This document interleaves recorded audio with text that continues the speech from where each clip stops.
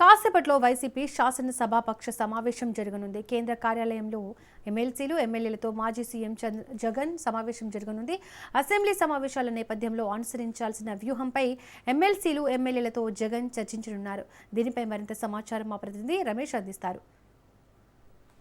YSR Congress party శాసనసభ పక్ష సమావేశం మరి కాసేపట్లో ప్రారంభం కాబోతుంది. వైసీపీ అధినేత జగన్మోహన్ రెడ్డి అధ్యక్షతన ఈ సమావేశం జరగనుంది. ఈ సమావేశానికి పార్టీకి చెందినటువంటి ఎమ్మెల్యేలు, ఎమ్మెల్సీలు హాజరవుతూ ఉన్నారు. ప్రధానంగా బడ్జెట్ సమావేశాలు ప్రారంభమైనటువంటి నేపథ్యంలో ఈ సమావేశాల సందర్భంగా ప్రభుత్వ వైఫల్యాలను ఎత్తి చూపేందుకు తీసుకోవాల్సినటువంటి కార్యాచరణకు సంబంధించి పార్టీ ఎమ్మెల్సీలకు జగన్మోహన్ రెడ్డి దిశానిర్దేశం చేయబోతూ ఉన్నారు. శాసనసభ సమావేశాలు జరుగుతున్నప్పటికీ అసెంబ్లీకి మాత్రం వైఎస్ఆర్ కాంగ్రెస్ పార్టీ ఎమ్మెల్యేలు హాజరు కావడం లేదు.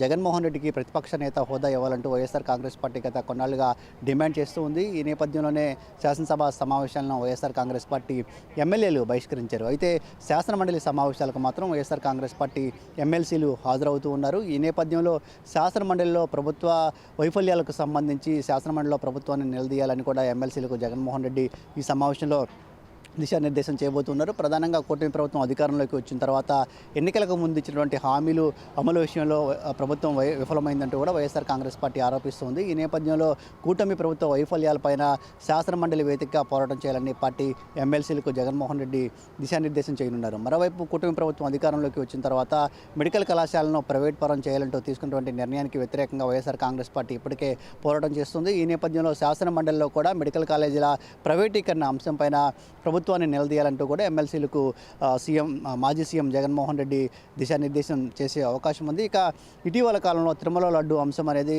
రాష్ట్ర వ్యాప్తంగా సంచలనంగా మారినటువంటి సంగతి తెలిసిందే. తిరుమల లడ్డూలో వాడేటువంటి నెయ్యిలో కల్తీ జరిగింది. ఈ నెయ్యిలో జంతువుల కొవ్వు కలిసిందంటూ కూడా కూటమి ప్రభుత్వ పెద్దలు ఆరోపణలు చేస్తూ ఉన్నారు. అయితే దీనికి సంబంధించి ఇటీవలే సిబిఐ సిట్ కూడా ఒక ఛార్జ్ షీట్ను కోర్టుకు సమర్పించింది. అయితే ఈ ఛార్జ్ షీట్లో ఎక్కడా కూడా తిరుమల లడ్డూ తయారీకి వాడినటువంటి నెయ్యిలో కల్తీ లేదని స్పష్టంగా చెప్పినటువంటి నేపథ్యంలో తిరుమల లడ్డూ అంశంపైన ప్రభుత్వం చేసినటువంటి దుష్ప్రచారం ఏదైతే ఉందో దీన్ని కూడా శాసన మండలి వేదికగా తిప్పికొట్టాలంటూ కూడా పార్టీ ఎమ్మెల్సీలకు జగన్మోహన్ రెడ్డి దిశానిర్దేశం చేసే అవకాశం ఉన్నట్టు తెలుస్తుంది. ఇక అంతేకాకుండా ఇటు పరిశ్రమలకు ఏదైతే ప్రభుత్వం భూములు కేటాయిస్తుందో దీని వెనుక పెద్ద ఎత్తున అవినీతి జరుగుతుందని ఇప్పటికే వైఎస్ఆర్ కాంగ్రెస్ పార్టీ ఆరోపిస్తుంది. కాబట్టి ఈ అంశాలపైన కూడా శాసన మండలిలో ప్రభుత్వాలని నిలదీయాలని వైఎస్ఆర్ కాంగ్రెస్ పార్టీ ఎమ్మెల్సీలకు జగన్మోహన్ రెడ్డి సూచన చేయనున్నట్టు తెలుస్తుంది. ఓవరాల్గా కూటమి ప్రభుత్వ వైఫల్యాలపైన ఒకవైపు శాసనమండలిలో ఎమ్మెల్సీలు పోరాటం చేయాలని చెప్పడంతో పాటు మరోవైపు శాసనసభ సమావేశాలకు ఎమ్మెల్యేలు హాజరు